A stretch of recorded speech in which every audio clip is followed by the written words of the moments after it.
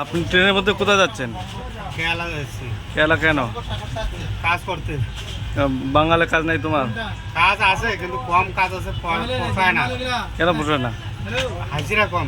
কত হাজিরা? হাজিরা 300 টাকা করে দিচ্ছে, আর কেরালা হচ্ছে তোমার 900 টাকা করে হাজিরা। কেরালা অনেক ডাবল পাওয়া যাচ্ছে, 3 ডাবল পাওয়া যাচ্ছে। অনেক দূর রাস্তা, অসুবিধা হয় না? অসুবিধা হয়, তবে হ্যাঁ। কি করবো, পেটের জ্বালা যাইতেই লাগে।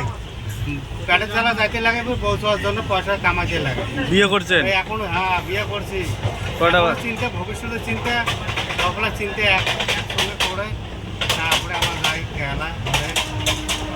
কি করবে, কি বলবো, তোমার লজ্জা লাগে, আমার হ্যাঁ। পেটের জ্বালায় সব কিছু করার লাগে। মানে কাজ না করলে মানুষ খারাপ হয়। ছেলেটা আসিয়া কাম করতে পারে না, মানে বসে থাকে,